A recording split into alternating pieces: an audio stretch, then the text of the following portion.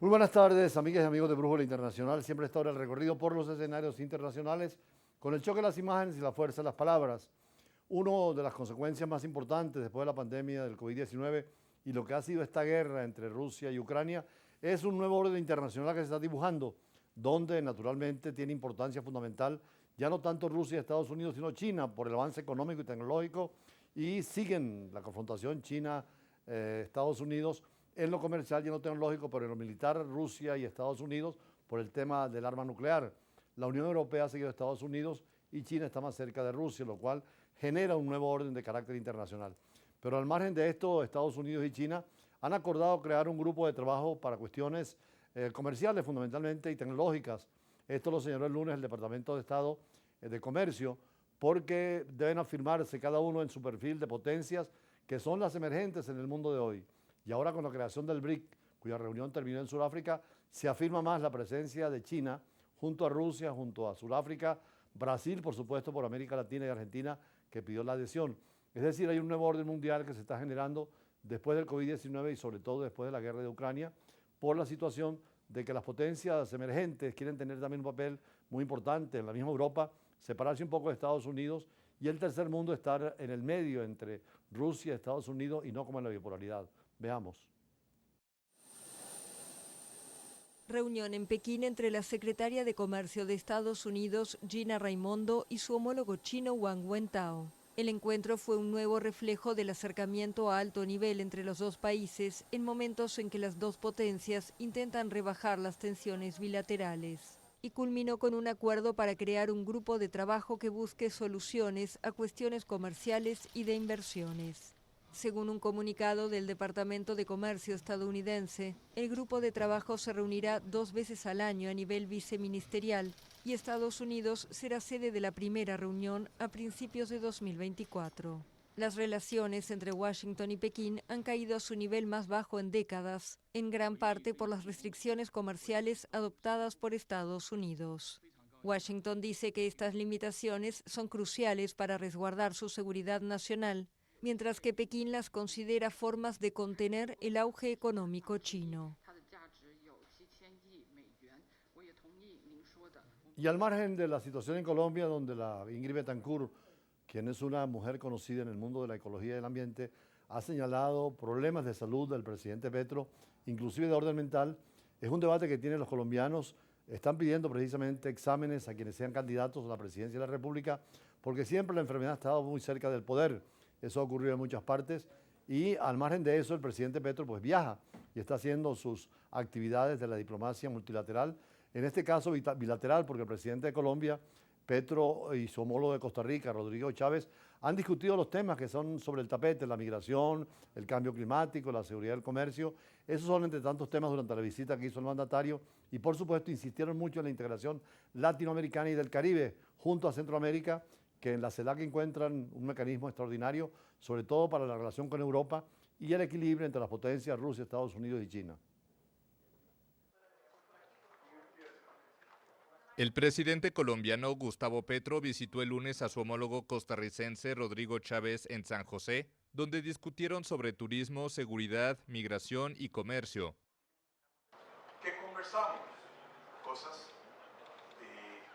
muy estratégicas, como el cambio climático, cosas muy estratégicas como la paz en la región,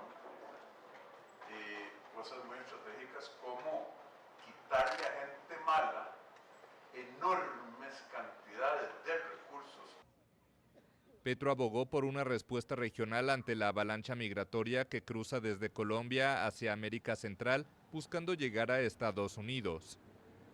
En lo que va del año, más de 307,000 migrantes han ingresado a Panamá por la selva del Darién desde Colombia, una cifra superior a la de todo el año 2022, cuando 248,000 personas hicieron esa travesía según cifras oficiales panameñas. Hemos hablado de temas más complejos aún, la migración, un fenómeno nuevo y creciente, sobre el cual tenemos que construir una política común latinoamericana. Petro también visitó la sede de la Corte Interamericana de Derechos Humanos en San José y pidió fortalecer al organismo. No es acabando el sistema interamericano de derechos humanos como progresamos, es fortaleciéndolo, ampliándolo, como lograremos sociedades libres, sociedades alrededor del derecho y la libertad y la justicia, por tanto, sociedades en paz. Los presidentes de Colombia y Costa Rica también hablaron sobre la necesidad de defender su producción de café en el mercado mundial. Las exportaciones de café de ambos países han caído. Colombia exportó en 2022 8% menos en volumen que el año anterior, y en Costa Rica la caída de la actual cosecha bordea el 6,8%, según gremios de productores.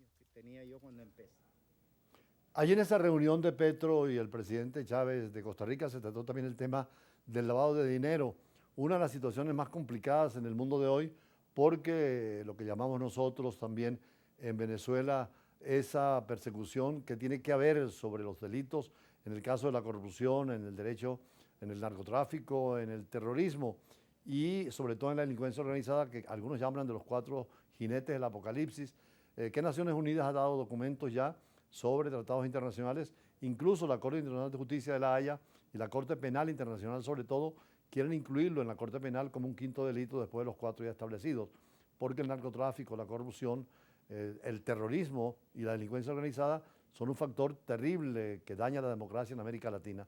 Por eso vamos a profundizar un poco en el editorial de hoy y después tendremos las entrevistas de siempre sobre el tema internacional y la diplomacia. Ya regresamos después.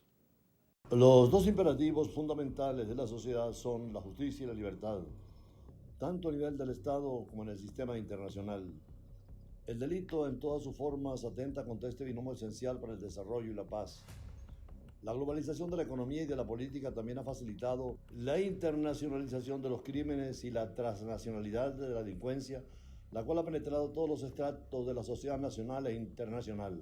La legitimación de capitales o lavado de dinero, como se llama en muchos países, se ha convertido en el combustible de la dinámica asimétrica de grupos irracionales y delictuales contra el Estado de Derecho y social del siglo XXI. Algunos internacionalistas hablan de los 4 jinetes del apocalipsis. Están vinculados al narcotráfico, al terrorismo, a la delincuencia organizada y a la corrupción, en la lucha contra la legitimación de capitales.